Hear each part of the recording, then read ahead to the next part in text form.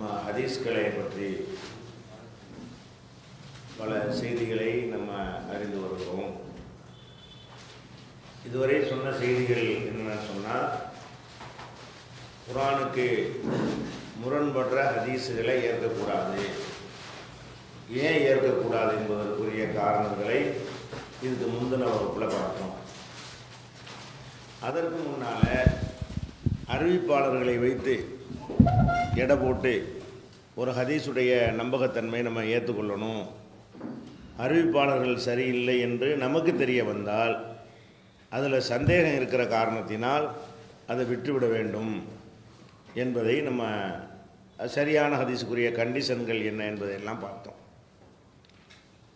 இந்த ஹதீஸ் கலையில் எடுத்து நம்ம பேசும் பொழுது நாமெல்லாம் சந்திக்கக்கூடிய ஒரு கேள்வியை நீங்கள் என்ன செய்யணும், உள்வாங்கி கொண்டு அதற்குரிய பதிலையும் தெரிந்து வைத்துக்கொள்ள வேண்டும். அது என்ன கேள்வியை சந்திப்பீங்கன்னு சொன்னால், நீங்கள் குர்ஆன் ஹதீஸை தான் பின்பற்றணும் என்று நம்ம மக்கள்கிட்ட சொல்கிறோம். இதை தவிர யாருடைய கருத்தையும் பின்பற்ற வேண்டிய அவசியம் இல்லை, கூடாது, மார்க்கம் என்று நினைத்து பின்பற்றக்கூடாது என்று நம்ம சொல்கிறோம். இதை சொல்லும்போது அவங்க என்ன கேட்பாங்கன்னா, நீங்கள் யாரையும் பின்பற்றக்கூடாதுன்னு சொல்கிறீங்க, அப்போ நீங்கள் இது புகாரி ஹதீஸு முஸ்லீம் ஹதீஸுன்னு ஒரு நூலை காட்டி என்ன செய்கிறீங்க, பின்பற்றுறீங்க. அவங்களும் இமாம் தானே, அவங்களே நீங்கள் பின்பற்றுறீங்க. புகாரி இமாம் சொன்னார், முஸ்லீம் இமாம் சொன்னார் அப்படின்னு சொல்லி நம்ம என்ன செய்கிறோம், சில ஹதீஸுகளை ஏற்றுக்கொள்கிறோம். இந்த ஹதீஸை நம்ம ஒன்றும் கேட்கல, ரசூலுல்லாஹ்ட்ட நம்மளை நிறைய கேட்டோம் இல்லை, வேறு ஒரு ஆளுக்க சொல்கிறது தான் நீங்களும் என்ன செய்கிறீங்க, பின்பற்றுறீங்க. அப்போ அபூ ஹனீஃபா, ஷாஃபி இமாம் இவங்களையெல்லாம் பின்பற்றக்கூடாதுங்கிறீங்க, புகாரி முஸ்லீம் இவங்களையெல்லாம் பின்பற்றணுங்கிறீங்க. நீங்கள் என்ன தான் செய்கிறீங்க, ஆட்களை இமாம்களை தான் பின்பற்றுறீங்க, பேருக்கு சொல்லிக்கிறீங்களே தவிர தௌஹீத் ஜமாத்தில் என்ன பண்ணுறீங்க, இமாம்களை தான் பின்பற்றுறீங்க. இப்படிங்கிற ஒரு கேள்வி என்ன செய்வாங்க, கேட்பாங்க. இது மேலோட்டமான அறிவுடைய மக்களுக்கு இது சரியானது மாதிரி தெரியும். நம்ம சரிதானே, நம்ம என்ன ஹதீஸ் நேரடியாக கேட்டோம், இது ஹதீஸ்ன்னு சொன்னவர் யார், புகாரி தான். இது சரியான ஹதீஸ்ன்னு சொன்னவர் யார், அவர் தான் சொன்னார். அப்போ நம்ம அவர் சொன்னதை கேட்டு நம்ம என்ன செய்கிறோம், அது ஹதீஸ் என்று ஏற்றுக்கொண்டிருக்கிறோம், கரெக்டாக தான் கேட்குறாங்க என்று மேலோட்டமாக சிந்திக்கிறவங்களுக்கு இது சரி மாதிரி தெரியும். ஆனால் அது நுணுக்கமாக சிந்திக்கிறதுக்கு பேர் தான் அறிவு.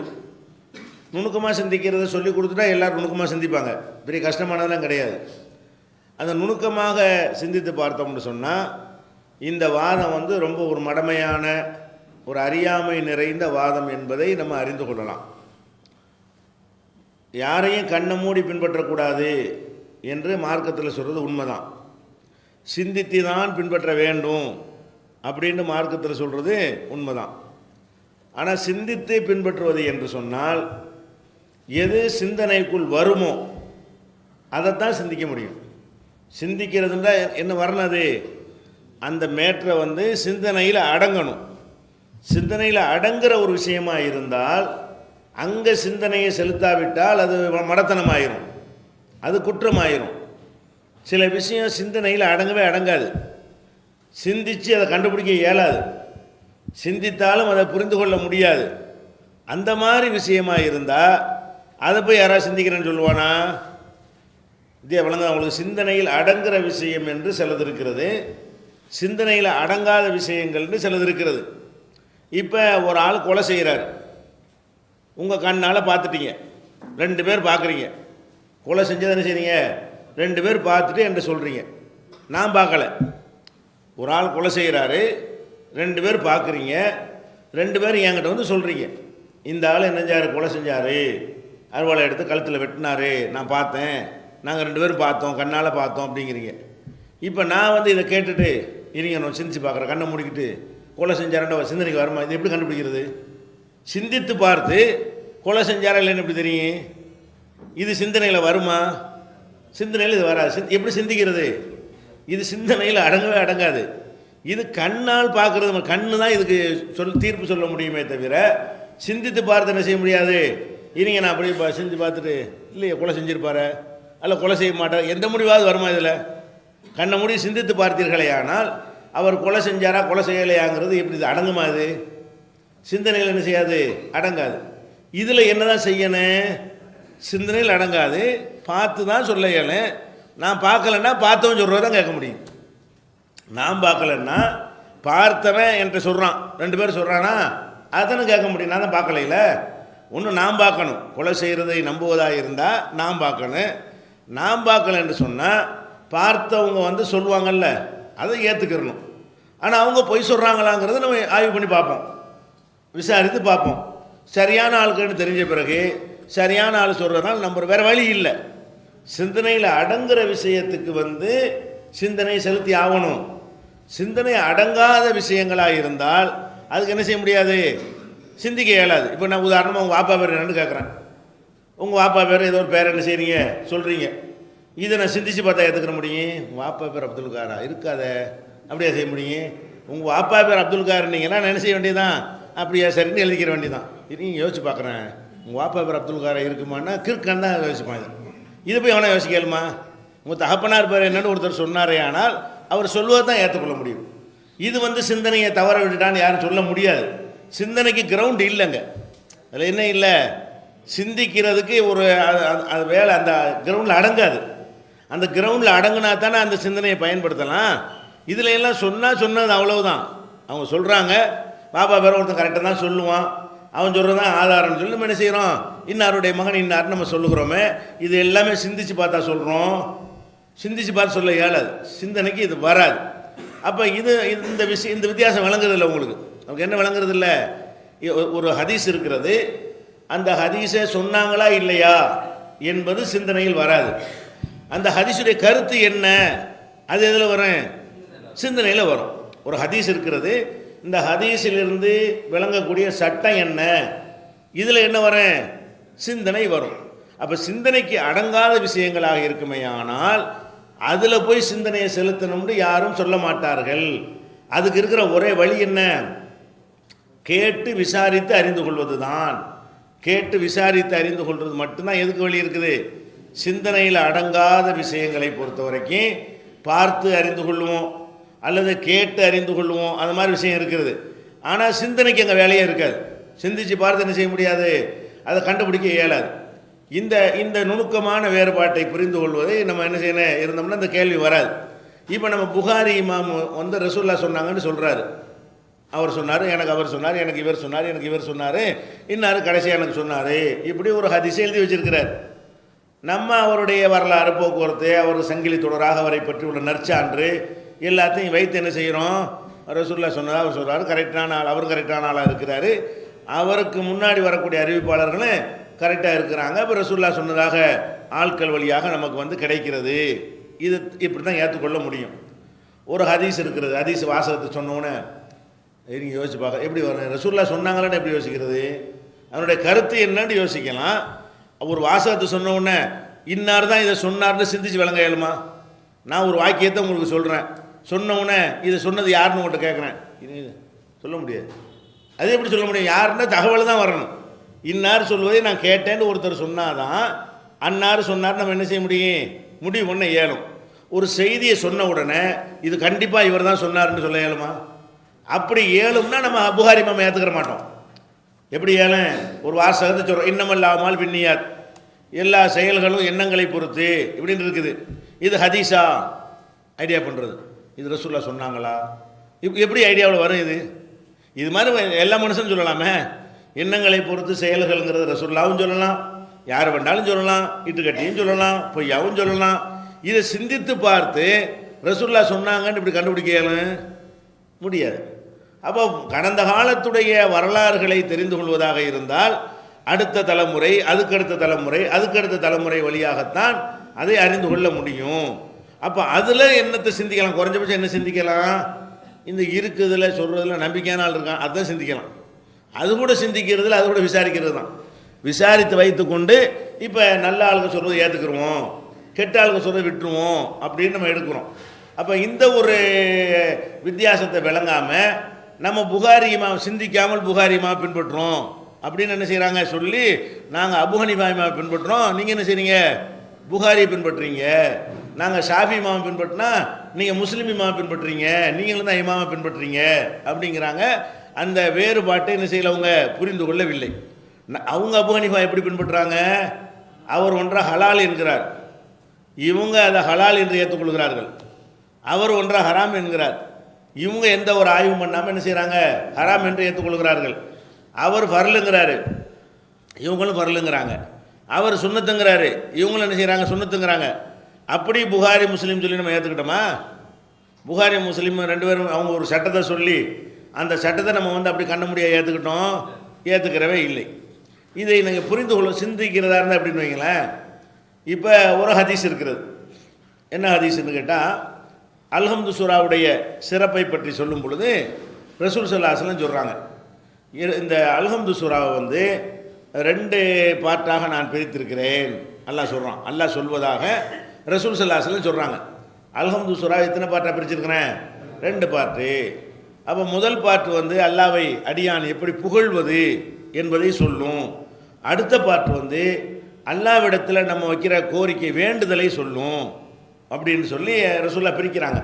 எப்படி? அல்ஹம்துலில்லாஹி ரப்பில் ஆலமீன்னா எல்லா புகழும் அல்லாவுக்கு, அவன் அளவற்ற அருளாளன், அவன் நிகரற்ற அன்புடையோன், நியாய தீர்ப்பு நாளுக்கு அதிபதி, இப்படின்னு சொல்லி அவனை புகழ்ந்துடுறோம்.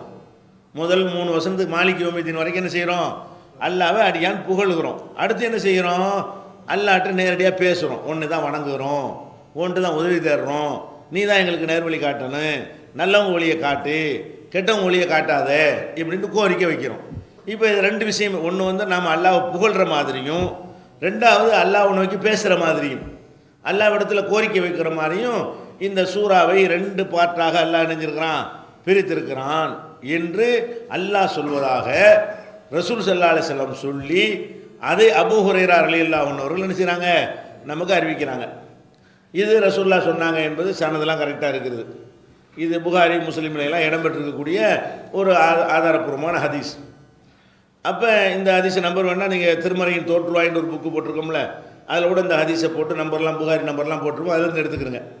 அப்போ இந்த ஹதீஸு சரியான ஹதீஸ், சரியா? இந்த இதை நம்ம ஏற்றுக்கொள்கிறோம். இதே விஷயத்தை இன்னொரு விதமாக சிந்திச்சு பாருங்கள். என்னென்னு கேட்டால், அபூ ஹுரைராங்கிற ஒரு சஹாபி, அவர்கிட்ட வந்து கேட்குறாங்க மக்கள், அடுத்த தலைமுறை அபூ ஹுரைராட்ட யார் கேட்பா? தாபியன்கள் கேட்பாங்க. அவங்க என்ன கேட்குறாங்கன்னா, அபூ ஹுரைரா அவர்களே, நாங்கள் வந்து இமாமுக்கு பின்னாடி நின்று தொழுகிறோம், நாங்கள் தனியாக தொழுவாமல் இமாமுக்கு பின்னாடி நின்று தொழுகிறோம். அப்போ இமாமு ஓதி கொண்டிருப்பார். அப்போது நாங்கள் வந்து ஓதணுமா, அல்ஹம்து சூரா ஓதணுமா? அப்போது நாங்கள் என்ன செய்யணுமா, அல்ஹம்து சூரா ஓதணுமா அப்படின்னு யார் கேட்பா? தாபியன்களில் உள்ளவங்க அபூ ஹுரைராட்ட கேட்பாங்க. அவர் என்ன செய்வார்? ஓதணும். இமாமுக்கு பின்னாடி நின்றாலும் என்ன செய்யணும்? ஓதணும். ஏன் ஓதன வேண்டும் என்று சொன்னால் அப்படின்னு சொல்லிட்டு இந்த ஹதீஸை சொல்லுவார். இந்த ஹதீஸை அல்ஹம்து சூராவை 2 அல்லாஹ்வை என்ன சொல்கிறான்? 2 வகையாக பிரித்திருக்கிறேன் என்கிறான். 2 வகையாக பிரித்திருக்கிற காரணத்தினால இந்த ஒன்று அல்லாஹ் புகழ்கிற மாதிரி இருக்குது, இன்னொன்று அல்லாஹ்ட்ட கோரிக்கை வைக்கிற மாதிரி இருக்குது என்று யார் சொன்னாங்க? அல்லாஹ் சொன்னதாக ரசூல் ஸல்லல்லாஹு அலைஹி வஸல்லம் சொன்னாங்க. அதனால் ஓதுங்க அப்படிங்கிறார். இப்போ இதை நம்ம ஏற்றுக்கிற மாட்டோம். பயன் வித்தியாசம் விளங்குதா? ரசூல்லா சொன்னாங்கன்னு சொல்கிறார்ல, அந்த பாட்டை ஏற்றுக்குருவோம் அந்த ஹதீஸில். இதில் இருந்து இமாமுக்கு பின்னாடி ஓதணுங்கிற அர்த்தம் வருமா? கேள்விக்குரிய பதில் அவர் சொன்னது, அவருடைய கருத்தை ஏற்றுக்கிற முடியல. ஒரு ஹதீஸ் தான், ஒரு ஹதீஸில் செகண்ட் பார்ட்டை நம்ம ஏற்றுக்கிறோம். ஃபஸ்ட் பார்ட் எப்படி வரும்? இந்த ஹதீஸை எப்போ அவர் சொல்லுவார்னு கேட்டால் கேட்பாங்க, நம்ம இமாமுக்கு பின்னாடி அவர் ஓதும் பொழுது நம்மளும் ஓதலாமா அப்படின்னு கேட்குறாங்க. ஓதலான்னு ஃபத்வா கொடுத்துட்றாரு. இது அவருடைய ஃபத்வா. ஓதலாம்னு சொல்வது அவருடைய கருத்து. அதுக்கு ஆதாரம் காட்டணும். அவர் சொந்தமாக ஃபத்வா கொடுக்க முடியாதுல்ல, ஆதாரம் காட்டணும். என்ன ஆதாரம் காட்டுறாரு? இதை காட்டுறார். இப்போ நான் முதல் சொன்ன ஹதீஸு, அல்லாஹ் சொல்கிறான், தொழுகை 2 பகுதியாக பிரித்திருக்கிறேன், முதல் பகுதி அல்லாஹ்வை புகழக்கூடியது, 2வது பகுதி அல்லாஹ்ட்ட கோரிக்கை வைக்கக்கூடியது என்று சொல்லியிருக்கிற காரணத்தினால் நீங்கள் எல்லாம் ஓதுங்க அப்படிங்கிறார். இதுக்கு தொழுகைக்கு இப்போ இமாமுக்கு பின்னாடி ஓதுறதுக்கு சம்மந்தம் ஏதாவது இருக்கா? அப்படி புரிஞ்சுக்க, இந்த ஹதீஸை வச்சு அப்படி புரிஞ்சுக்கிற ஏழுமா?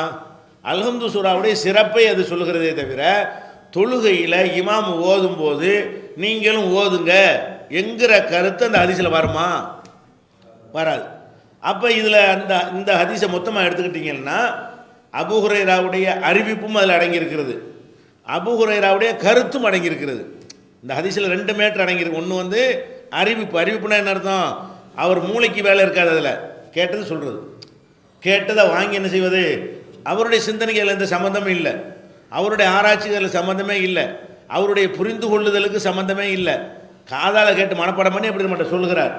இது அறிவிப்பு. அவருடைய அறிவிப்பும் இந்த ஹதீஸில் அடங்கி இருக்கிறது. அறிவிப்பை சொல்லிட்டு அதுலேருந்து ஒரு சட்டமும் சொல்கிறார். அறிவிப்பை சொல்லிட்டு என்ன செய்கிறாரு, இந்த சட்டம் ரசூலுல்லாஹ் சொன்னது இல்லை, இவர் புரிஞ்சுக்கிட்டது, இவர் விளங்குனது, இவர் ஆராய்ச்சி பண்ணது. இப்போ இவர் ஐடியா பண்ணி என்ன செய்கிறாரு, இந்த ஹதீஸை வச்சுக்கிட்டு நம்ம அல்ஹம்து சூராவை வந்து இமாமுக்கு பின்னாடி நம்ம ஓதணும், இமாம் சத்தம் போட்டு ஓதுவார்ல, அப்போ நம்ம ஓதணும்னு ஃபத்வா கொடுக்குறாரு. அப்போ அவருடைய ஃபத்வாவை நம்ம வந்து இப்போ ஏற்றுக்க, அந்த ஹதீஸில் வந்து பாதியை ஏற்றுக்குருவோம், பாதி ஏற்றுக்கிறோம். ஒரு ஹதீஸ் தான். எதை ஏற்றுக்குருவோம்? ரசூலுல்லாஹ் இப்படி சொன்னாங்கன்னு சொல்ற, அது கரெக்டு தான், அது சரியான ஹதீஸ், அந்த சூறாவுக்கு அந்த சிறப்பு இருக்கிறது, அது பொய் இல்லை அப்படின்னு சொல்லி அவருடைய நாணயத்தை நம்ம ஏற்றுக்கிட்டதுனால அவருடைய அறிவிப்பை ஏற்றுக்கொள்வோம். சரியா? அவருடைய சிந்தனையை ஏற்றுக்கொள்ள மாட்டோம். எப்போ ஏற்றுக்கிறோம்? அவர் சிந்திச்சது வந்து என் சிந்தனைக்கு ஒத்துக்கிறணும். அவர் சிந்தனை, அறிவிப்பு வந்து சிந்தனைக்கு ஒத்துக்கிற வேண்டிய அவசியம் கிடையாது, சிந்தனையில் அடங்காது. இந்த அவர் சொல்கிற கருத்தை ஏற்றுக்கொள்வதாக இருந்தால் இதிலிருந்து இந்த கருத்து இருக்குன்னு அவர் சொல்வாரையானால் அதிலிருந்து அந்த கருத்து இருக்குன்னு உங்களுக்கு தெரியணும். எதிலிருந்து அந்த கருத்தை எடுக்கிறாரோ அவர் எடுத்த மாதிரி நீங்கள் அந்த ஹதீஸை பார்த்தீங்கன்னா அந்த கருத்து அதிலிருந்து என்ன செய்யணும், வரணும், வந்தால் ஏற்றுக்கலாம். வித்தியாசம் வழங்குதா உங்களுக்கு? அப்போ இந்த அதான் கருத்து வேறு தகவல் வேறுன்னு சொல்லி நம்ம பிரிச்சிருக்கிறோம். கருத்துங்கிறது வேற, இன்ஃபர்மேஷன் தகவல்ங்கிறது வேற. தகவலுக்கு வந்து சிந்தனைக்கு வேலை கிடையாது. தகவல்னா என்னது? கேட்டு கேட்டு அறிந்து கொள்வது. அது தகவலை வந்து சிந்திச்சு பார்த்து ஏற்றுக்கிறோன்னு சொல்ல முடியாது, என்ன சிந்திக்க முடியாது. ஒரு தகவலை வந்து அந்த சம்மந்தப்பட்டவர் சொன்னாரா இல்லையா என்பதை என்ன செய்ய முடியாது, அறிந்து கொள்ள முடியாது. ஒரு ஆள் இறந்து போய் ரோட்டில் கிடக்கிறாருன்னு வந்து சொல்கிறாங்க, இது என்னது, இது எப்படி சிந்திக்கிறது? நீங்கள் ஐடியா பண்ணுறீங்க, இறந்து கிடக்கிறாரு இல்லைன்னு எப்படி, இது எப்படி என்ன வருமா? ஒரு ஆள் இறந்து கிடக்கிறான்னு 10 பேர் ஒடியான்னு சொல்கிறாங்க, இருப்பா சிந்திச்சு பார்க்கணும்ல, அவர் இறந்து கிடக்கிறாருன்னு கண்ணை முடிக்கிட்டு யோசிச்சு பார்த்தா ரோட்டில் இறந்து கிடக்கிறாருன்னு வருமா? இறந்து கிடக்கலன்றது வருமா? இது சிந்தனை அந்த ரூட்டுக்கு போகாது, அதுக்கு ரூட்டாவது இருக்கா அதுக்கு. அப்போ என்ன செய்யணும்? அப்படியா, நீ பார்த்தியா, நீ நேரம் பார்த்தியா, யார் சொன்னாங்களாப்பா விசாரிப்போம். ஆமாம், நான் தான் நேரம் கண்ணால் தான் பார்த்துட்டு வர்றோம் 10 பேர். அப்போ சரிப்பா அப்படி நம்ம ஏற்றுக்கிறோமா இல்லையா? அப்போ இதில் சிந்தனைக்கு வேலை இல்லைல்ல. வித்தியாசம் உங்களுக்கு விளங்குதா இல்லை? சிந்தனை, அதாவது கருத்துங்கிறது வேற, தகவல்ங்கிறது வேற. அப்போ நம்ம வந்து இப்போ அந்த ஹதீஸை உதாரணமாக நீங்கள் காட்டிக்கொள்ளலாம். இந்த ஹதீஸை வந்து எல்லா அறிஞர்கள், முக்காவாசி அறிஞர்கள் வந்து இந்த ஹதீஸுடைய கருத்தை தள்ளிடுறாங்க, அறிவிப்பை ஏற்றுக்கிறாங்க. இந்த இமாமுக்கு பின்னாடி அல்ஹம்து ஓதணும்னு ஒரு கூட்டம் இருப்பாங்கல்ல, ஒரு ஷாஃபி மதஹ்புக்காரங்க, அவங்க மட்டும் அபூ ஹுரைரா கருத்தை ஏற்றுக்குருவாங்க. அவங்க கருத்துக்கு ஒட்டி சொன்னதுனால அவங்க கூட இதை ஆதாரமாக காட்டி சொல்லலை. அதாவது இமாமுக்கு பின்னாடி ஓதணும்னு சொல்கிறாங்களே, அந்த ஷாஃபி இமாம் கூட இந்த ஹதீஸிலிருந்து அது விளங்குதுன்னு அவர் சொல்லலை. அப்படி பார்த்து அவர் தான் அதை தள்ளு பண்ணுறாரு. அது விடுறாங்க, அது சட்டத்துக்கு நான் சொல்ல வரல, அது ஓதுறதா இல்லையாங்கிற சட்டம் இப்போ பிரச்சனைக்கு வரல.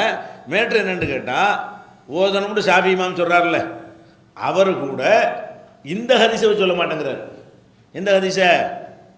அபூ ஹுரைராவோட ஹதீஸ் இருக்குல்ல, இதில் அந்த கருத்து வரல, நான் வேறு ஹதீஸ் வச்சு தான் சொல்கிறேன் அப்படிங்கிறாரு. அப்போ ஒட்டு மொத்தமாக ரிஜெக்ட் பண்ணுறாங்க. ஒட்டு மொத்தமாக அபூ ஹுரைரா வந்து சம்மந்தம் இல்லாத இடத்துல சம்மந்தம் இல்லாத ஆயத்தை சொல்கிறாரு. ஒரு ஆயத்தை ஹதீஸே சொல்கிறாருன்னு சொன்னால் ஆயத்தை சொல்லிட்டாருன்னு இப்படி ஆட தேவையில்லை. எந்த கருத்துக்காக அந்த ஆயத்தை சொல்கிறாரோ அந்த கருத்து அது இருக்கணும். ஒரு கருத்தை சொல்வதற்கு தானே சொல்கிறாரு, ஒரு ஃபத்வாவை சொல்வதற்கு தானே அந்த ஆயத்தை எடுத்து போடுறாரு. ஆயத்தை போட்டோன்னு கண்ண மூடிட்டு போக முடியுமா? அந்த ஆயத்தில் இவர் சொன்ன கருத்து இருக்குதான்னு பார்க்கணுமா இல்லையா? அது சிந்திக்கலாம். நம்ம சிந்திச்சா இதுக்கு தப்புன்னு தெரியுதா இல்லையா உங்களுக்கு? எது தெரியுது? இந்த தொழுகையை 2 பார்ட்டாக பிரிப்பதற்கும், இமாமுக்கு அல்ஹம்து சூராவை 2 பார்ட்டாக அல்லாஹ் பிரித்திருப்பதற்கும், இமாமுக்கு பின்னாடி இமாம் ஓதும் பொழுது நம்மளும் ஓதுவதற்கும் இந்த ஏதாவது சம்மந்தம் இருக்கா? அந்த கருத்தில் வருமா? யாருடைய சிந்தனைக்காவது அப்படி ஒன்று எட்டுமா? எட்டவே எட்டாது. அப்போ நம்ம இதை ஒன்று நம்ம பார்த்துக்கிறோம். இது புரிந்து கொள்வதற்கானது. நம்ம எப்படி பிரிக்கிறோம் ஹதீஸுகளை? இப்படி அந்த அறிவிப்பை ஏற்றுக்கிட்டதுனால நம்ம அபூ ஹுரைராவெல்லாம் பின்பற்றலை. ரசூலுல்லாவை தான் பின்பற்றுறோம். ரசூலுல்லா சொன்ன தகவலை அவர் தருகிறார். ரசூலுல்லா சொன்னாங்கன்ற தகவலை தர்றாரு. ரசூலுல்லா சொன்னாங்கன்னு நம்ம எப்படி கன்ஃபார்ம் பண்ண முடியும்? ஆட்களை வச்சு தான் கன்ஃபார்ம் பண்ண முடியும். ஆட்கள்லாம் கரெக்டாக இருக்கிறாங்க சொன்னாங்க என்று முடிவெடுத்த பிறகு அதை நம்ம செயல்படுத்தினால் நம்ம அபூ ஹுரைராவை பின்பற்றவில்லை. நம்ம யாரை பின்பற்றோம்? ரசூலுல்லாஹ். அந்த ஹதீஸ் அல்ஹம்து சூராவுக்கு சிறப்பு இருக்கிறது என்று நான் மக்கள்கிட்ட பேசுகிறேன். அதுக்கு இந்த ஹதீஸ் ஆதாரமாக காட்டுறேன். அது காட்டலாம். ஏன்? அந்த ஹதீஸ் வந்து அல்ஹம்து சூராவுடைய சிறப்பை தானே சொல்லுது. சிறப்பு தான். அப்போ என்ன சிந்தனைக்கு ஏற்ற விஷயங்களில் ஒருத்தர் ஒரு வசனத்தையோ ஒரு ஹதீஸையோ சொல்லி அது ஒரு தீர்ப்பை சொன்னாரேயானால் அந்த தீர்ப்பை வந்து நம்ம சிந்திச்சு பார்த்து சரியாக தவறான்னு கண்டுபிடிக்கலாம். அப்போ அதில் சிந்திக்காமல் விட்டோம்னு சொன்னால் எல்லாம் கேள்வி கேட்பான். ஏன்? உனக்கு இயலக்கூடிய ஒரு விஷயம் இது. இயலாததுக்கு எல்லாம் கேள்வி கேட்க மாட்டான். லா யுகல்லிஃபுல்லாஹு நஃப்ஸன் இல்லா உஸாஹா. எந்த ஒரு ஆத்மாவையும் அதனுடைய சக்திக்கு உட்பட்டே தவிர அல்லாஹ் வந்து நிர்பந்திப்பது கிடையாது. இப்போ வந்து ரசூலுல்லாஹ் சொன்னாங்களான்னு நீ ஏன் வந்து சிந்தித்து பார்த்து ஏற்றுக்கொள்ளவில்லை நல்லா கேட்பானா? சிந்திக்கிறதுக்கு சக்தி வேலை இல்லை. ஆனால் அந்த கருத்து சரியாக தவறான்னு நீ ஏன் சிந்திக்கலை? எப்படி அல்லாஹ் சொல்கிறான்? இது கூட அல்லாஹ் அழகாக சொல்லி காட்டினா, வல்லதீன இதா துக்கிரு பி ஆயாத்தி ரப்பிஹிம் லம் யஹிர்ரு அலைஹா சும்மன் வ உம்யானா. அவங்க அல்லாஹ்வுடைய வசனங்களை கொண்டு அறிவுரை சொல்லப்பட்டால் குருடர்களாக செவிடர்களாக விடமாட்டார்கள். அல்லாஹ்வுடைய வசனத்தை சொல்கிறான். சொல்லி என்ன செய்கிறான்? ஒரு நோன்பின் சிறப்பு என்ன தெரியுமான்னு கேட்டு அகீமு சலாத்துன்னு எல்லாம் சொல்கிறாங்கிறான். இதுக்கு நோம்புக்கு என்ன சம்பந்தம் இருக்குது? அவன் சொன்னது வசனம் தான். அகீமு சலாத்துனா தொழுகை நிலைநாட்டுங்கிறது. இவன் என்ன செய்கிறான்?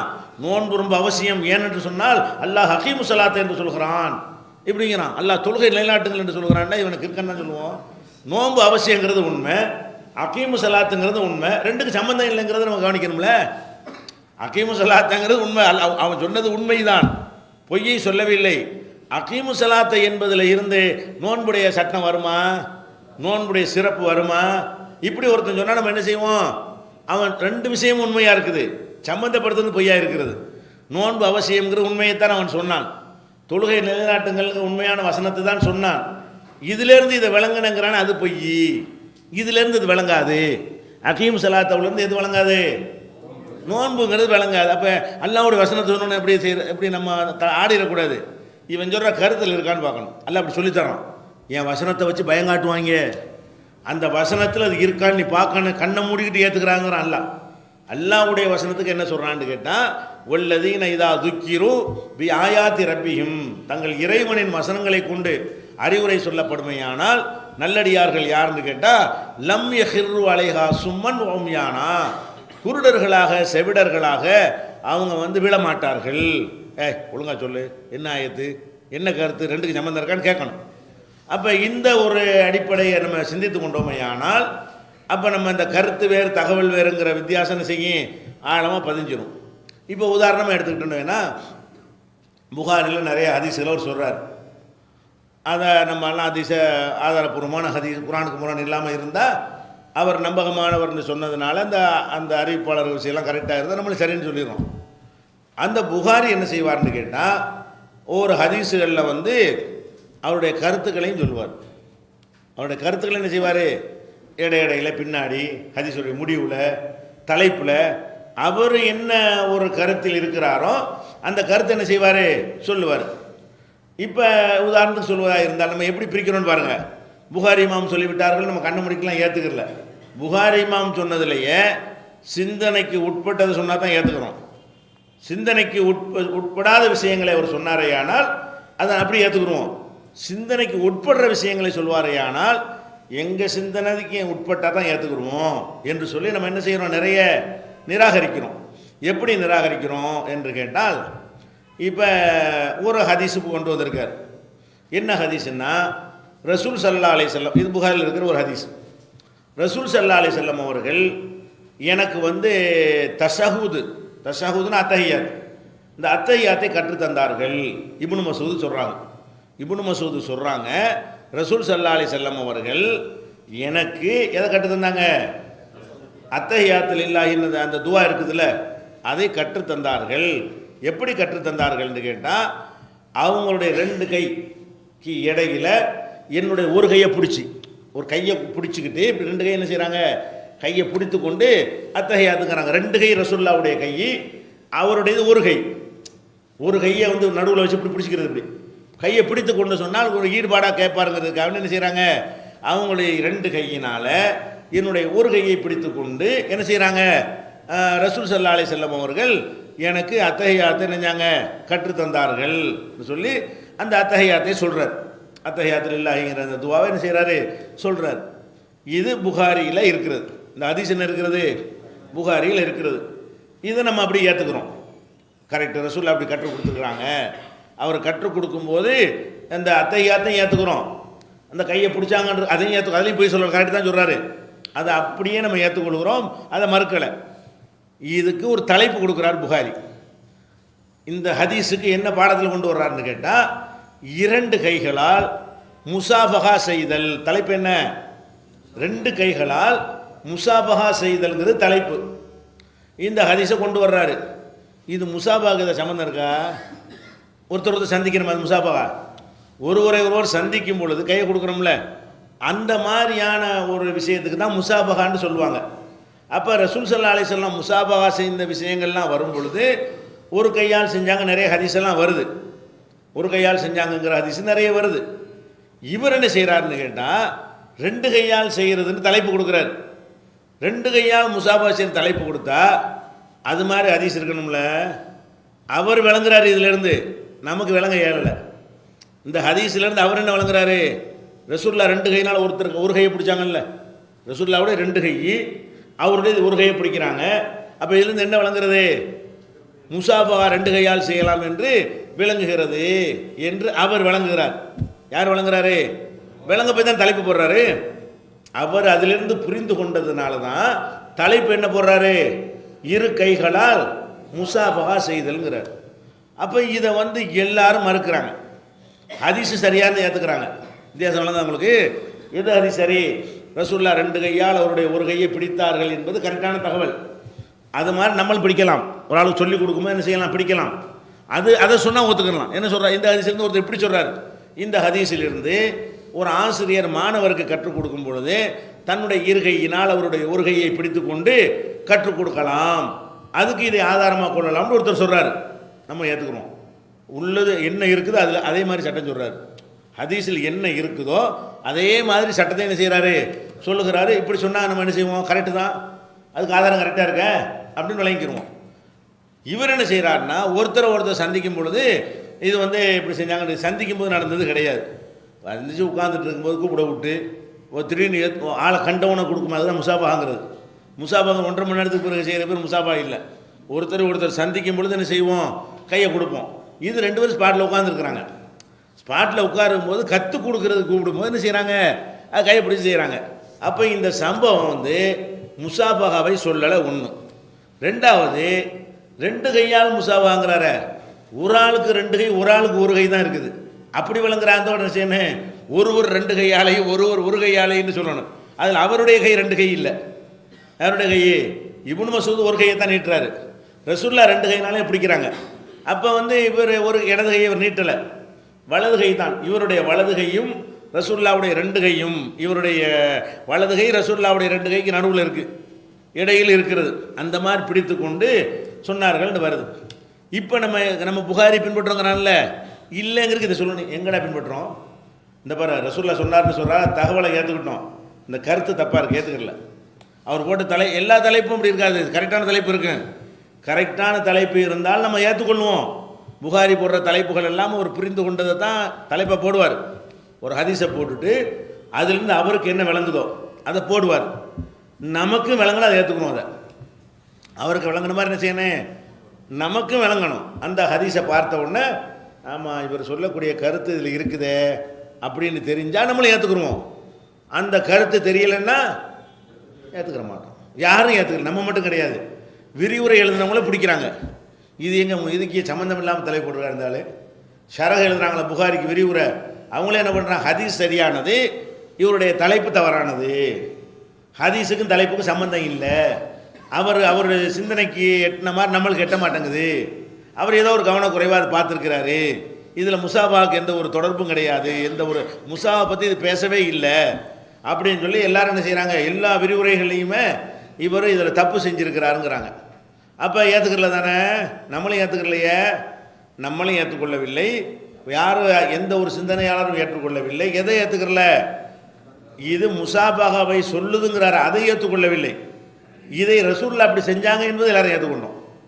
வழங்கியதில் அந்த தஷஹுதை கற்றுக் கொடுக்கும் பொழுது இந்த மாதிரி நடந்தது என்ற செய்தி ஏற்றுக்கொள்கிறோம். அந்த தஷஹுதை நம்ம ஓதுவோம்.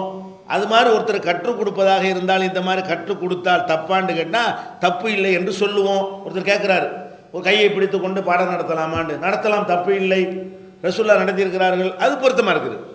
இந்த ஹதீஸில் இருந்து நம்ம பொருத்தமான ஒரு சட்டத்தை சொன்னோம்னு சொன்னால் அதை எல்லாரும் ஏற்றுக்கலாம். அப்போ நம்ம புகாரியை பின்பற்றினா என்ன பண்ணியிருப்போம், 2 கையில் முசாவா செய்யணும் நம்மளும் சொல்லியிருப்போம்ல. அவருடைய கருத்தை நம்ம ஏற்றுக்கிற தயாராக இல்லை, சிந்திச்சு பார்த்தா ஏற்றுக்கிறோம். அவருடைய கருத்தை என்ன செய்கிறோம், சிந்திச்சு எப்படி சிந்திச்சு பார்க்குறோம், அவருடைய கருத்து ஹதீஸிலிருந்து பெறப்பட்டதா என்று பார்க்குறோம். அப்போ உதாரணமாக ஒரு புகாரி எடுங்களேன், 1ஆம் பாகத்தை ஏதாவது ஒரு பாகத்தை எடுங்களேன். 1வது பாடத்தில் எடுத்துகிட்டு வாங்க, இஸ்லாத்தில் சிறந்தது எதுன்னு தலைப்பு கொடுத்துருப்பாரு. அந்த ஹதீஸ் அதை சொல்லணும், கரெக்டாக இருக்கும். உணவளிப்பதும் இஸ்லாத்தில் ஒரு அம்சம்னு சொல்லுவார். அதில் ஹதீஸ் போட்டிருப்பார், இஸ்லாத்தில் சிறந்த செயல் எதுன்னு கேட்கும்போது ஏழைகளுக்கு உணவளிப்பது ரசூலுல்லாஹ் சொல்லுவாங்க. தலைப்பும் கருத்தும் கரெக்டாக இருக்குது. தனக்கு விரும்புவதையே சகோதரனுக்கு விரும்பணும் அப்படி தலைப்பு கொடுத்துருப்பாரு. கீழே போடுற ஹதீஸ் கரெக்டாக இருக்கும். தனக்கு விரும்புகிறத அடுத்தவனுக்கு விரும்பணும் என்பதை அந்த ஹதீஸை அவர் சொல்லாட்டா கூட நம்ம சிந்திச்சா கூட அந்த கருத்து நிச்சயத்திலேருந்து விளங்கிவிடும். அதே மாதிரி இறை தூதரை நேசிப்பது ஈமானுடைய ஒரு அம்சம் அப்படின்னு போடுவார். அந்த ஹதீஸை பார்த்தீங்கன்னா என்ன இருக்கேன், அந்த அவர் சொன்ன கருத்துக்கு ஏற்றவாறு அது இருக்கும், கரெக்டாக புரிஞ்சிருக்கிறார். அதே மாதிரி இறை நம்பிக்கையுடைய அந்த டேஸ்ட் இருக்கிற சுவை அப்படின்னு போட்டிருப்பார். அது அந்த ஹதீஸை பார்த்தீங்கன்னா அந்த செய்தி கரெக்டாக சொல்லும். இப்படி அன்சாரியில் நேசிப்பது இப்படின்னு எல்லாத்தையும் சொல்லிட்டு வருவார். அப்படி சொல்லிட்டு வர்றவர் எங்கனக்குள்ளே தப்பு சொல்கிறான்னு பார்க்குறேன்னு என்ன தலைப்பு போட்டாரோ அது வருது. 76வது ஹதீஸுக்கு ஒரு தலைப்பு போட்டிருப்பார். என்ன போட்டிருப்பாருன்னா, சிறுவர்கள் எந்த வயதில் செவியேற்ற செய்தி ஏற்கப்படும், சிறுவர்களாக இருக்கிறவங்க எந்த வயசில் ஒரு ஹதீஸை கேட்டிருந்தால் அதை நம்ம ஏற்றுக்கொள்ளலாம் அப்படின்னு தலைப்பு கொடுத்துட்டார். அப்போ அந்த கருத்தை அந்த ஹதீஸ் சொல்லணும்ல. அந்த ஒரு ஹதீஸ் போட்டார்னா எதை சொல்லணும், இந்த கருத்து சிறுவர்களாக இருக்கிறவங்க இத்தனை வயசு உள்ளவர்களாக இருந்து கேட்டால் தான் ஏற்றுக்குருவோம், இத்தனை வயசுக்கு கீழே கேட்டாங்கன்னு சொன்னால் அது நம்ம ஏற்றுக்கிற மாட்டோம் என்று அதை சொல்ல போகிற பாடம்ங்கிறார். ஆனால் இதில் என்ன வருதுன்னு கேட்டால், அதில் இறுதி ஹஜ்ஜின் போது மினாவில் ரசூல் ஸல்லல்லாஹு அலைஹி வஸல்லம் திறந்த வழியில் மக்களுக்கு தொழுவிச்சிக்கிட்டு இருக்கிறாங்க. அப்போது நான், இப்னு அப்பாஸ் சொல்கிறாரு, அப்போது நான் பெட்டை கழுதையொன்றில் பயணித்தபடி அவர்களை நோக்கி சென்றேன். ரசூலுல்லாஹ் தொழுகை நடத்திக்கிட்டு இருக்கிறாங்க திடலில் மினாவில். அப்போ நான் ஒரு கழுதையில் ஏறி என்ன செய்கிறேன், அந்த இடத்துக்கு போகிறேன். அந்நாளில் நான் பருவ வயதை நெருங்கி கொண்டிருந்தேன். பருவ வயசை நெஞ்சிருந்தேன், நெருங்கி கொண்டிருந்தேன். 15 வயசுக்கு கீழே நெருக்கமாக இருக்கிறார். வரிசையின் ஒரு பகுதிக்கு முன்னால் நான் கடந்து சென்று கழுதையை மேய விட்டுவிட்டு தொழுவோரின் வரிசையினூடே கடந்து சென்று ஒரு வரிசையில் நானும் நின்று கொண்டேன். தொழுகை வரிசையெல்லாம் கடந்துட்டு போய் நிற்கிறாராம். அவ்வாறு நான் தொழுகை வரிசையை கடந்து சென்றதற்காக என் மீது ஆட்சேபம் தெரிவிக்கப்படவில்லை அப்படின்னு இப்னு அப்பாஸ் சொல்கிறார். இதுதான் ஹதீஸ். இப்னு அப்பாஸ் என்ன சொல்கிறாருன்னு கேட்டால், ரசூலுல்லாஹ் தொழுதுட்டு இருக்கிறாங்க மினாவில், ஓப்பன் பிளேஸ், திறந்த வெளியில் தொழுகிறாங்க. அப்போ நான் என்ன செய்கிறேன், நானும் போய் கழுதை அவுத்து விட்டுட்டு வரிசை குறுக்க நடந்து போய் நானும் என்ன செஞ்சுக்கிட்டேன், சஃபுல் நின்று தொழுதுட்டேன். அப்போ நான் பருவ வயசு அடையலை, ஆனால் நெருக்கமாக இருந்தேன். ஒரு 14 வயசு அந்த மாதிரி நினைஞ்சேன், பருவ வயசு அடைவதற்கு நெருக்கமாக நான் இருந்தேன்கிறார். இதுக்கு ஒருத்தர் செய்கிற ஹதீஸை இத்தனை வயசில் சொன்னால் ஏற்றுக்கிறனுங்கிற சம்மந்தம் இருக்கா? இவர் சின்ன சம்பவம் நடந்திருக்குது, அவ்வளவுதான். இவர் பருவ வயசு அடையாத காரணத்தினால குறுக்க போனதுனால யாரும் தடுக்கலை, சின்ன பையன் விட்டுனாங்க. தொலைக்கு அடிக்கணும்ல, பெரிய ஆளாக இருந்தா குறுக்க போனால் தடுக்கணும்ல. இவர் குறுக்க புகுந்து போய் என்ன செய்கிறாரு, 2 சஃப்பு நிற்கிறது, 2 சஃப்பு நடுவில் போய் கடைசியில் நிற்கிறார், குறுக்க போயிருக்கிறார். அப்போ என்னை யாரும் ஆட்சேபிக்கலை அப்படிங்கிறாங்க. இதில் முதல்ல இது ரசூலுல்லாஹ்வுக்கு தெரியாது. ஏன், சஃப்பு குறுக்க போகிறதா இருந்தாலே ரசூலுல்லாஹ்வுக்கு பிந்தி நடக்குதுன்னு அர்த்தம். சஃப்புக்கு குறுக்க தானே போகிறாரு, சஃப்புன்றால ரசூலுல்லாஹ்வுக்கு பின்னாடி தானே இருக்கும். ஒரு சஃப்பு அடுத்த சஃப்பு அடுத்த சஃப்பு எத்தனாவது சஃப்புன்னு தெரியல. இவர் 4வது சஃபுக்குள்ளே நுழைஞ்சு போனார்னு வைங்க, இதை ரசூல்லா பார்க்கவா செஞ்சாங்க? ரசூல்லா பார்க்கல. அப்போ ரசூல்லாவுக்கு சம்மந்தம் இல்லைங்கும் போது அதில் ஒரு சட்டம் எடுக்க இயலாது. இவருடைய செயலை வைத்து ஒரு சட்டம் எடுக்க இயலாது. சரி, சஹாபாக்கள் ஆட்சேபிக்கலைன்னா எதை ஆட்சேபிக்கலை? இவருடைய இந்த செயலை ஆட்சேபிக்கலை. இதில் இருந்து 14 வயசுக்காரர் அறிவித்தால் ஏற்றுக்கொள்ளணும்னு ஏதாவது இருக்குதா?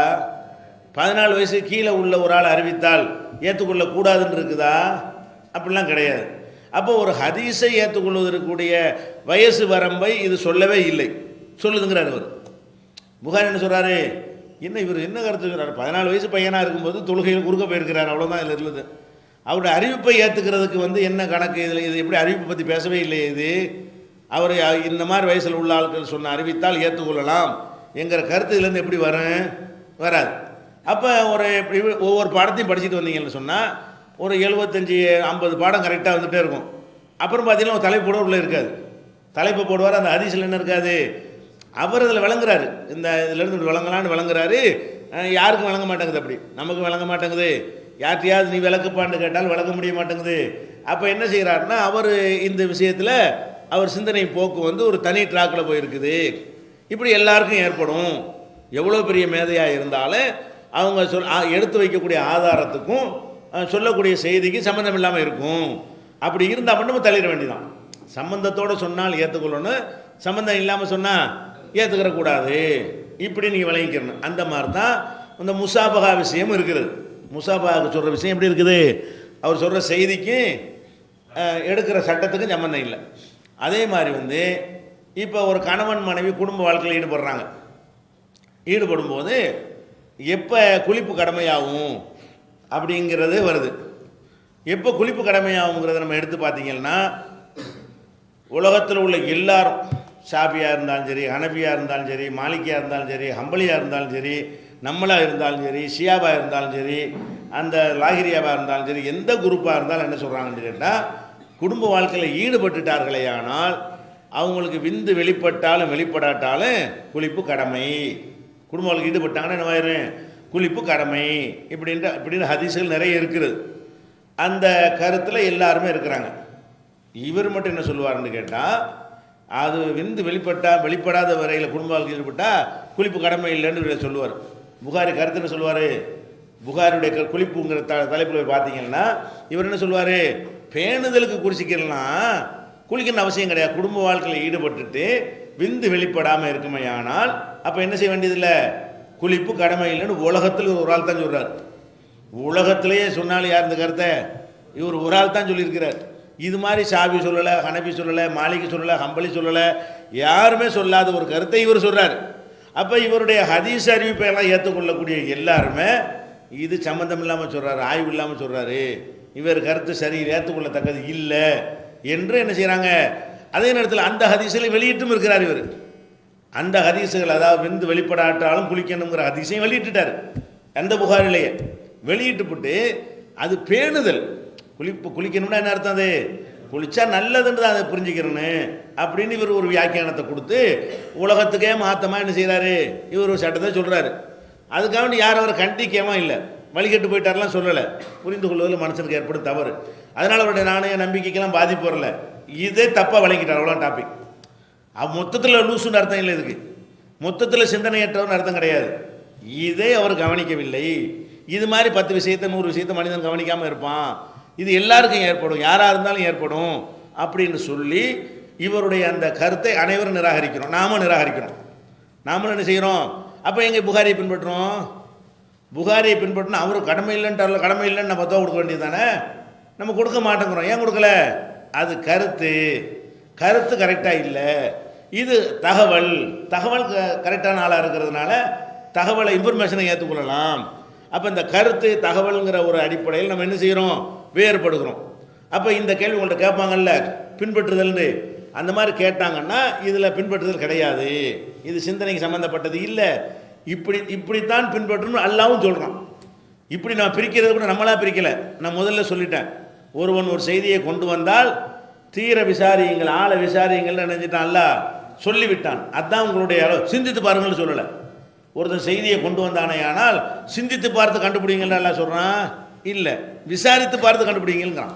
அல்லாவே அதுக்கு அனுமதி கொடுக்குறான். தகவல்களை வந்து விசாரித்து தான் அறிய வேண்டும், அதான் முடியும். முடிகிறத தான் இஸ்லாம் வந்து கட்டளை போகணும். இப்படிங்கிறத நம்ம இந்த ஒரு டிஃப்ரெண்ட்டாக என்ன செய்யணும், விளங்கி கொள்ளணும். அடுத்து இதில் நீங்கள் இன்னொன்று பார்க்கலாம். இஸ்லாத்தில் மெஜாரிட்டி மைனாரிட்டி உண்டா? சட்டத்தில் வந்து மெஜாரிட்டி மைனாரிட்டிங்கிற அடிப்படையில் நம்ம எதுவுமே என்ன செய்ய மாட்டோம். இந்த ஹதீஸில் மெஜாரிட்டி மைனாரிட்டி பார்ப்போம். ஹதீஸில் என்ன பார்ப்போம்? 10 பேர் அறிவிக்கிறதுக்கு மாத்திரம் ஒத்தாள் அறிவிக்கிறார். இப்போ நம்ம எதை ஏற்றுக்கிறோம்? 10 பேரை ஏற்றுக்கிட்டு மகஃபூலுங்கிறோம், ஒரு ஆள் அறிவித்தது ஷாதுங்கிறோம்.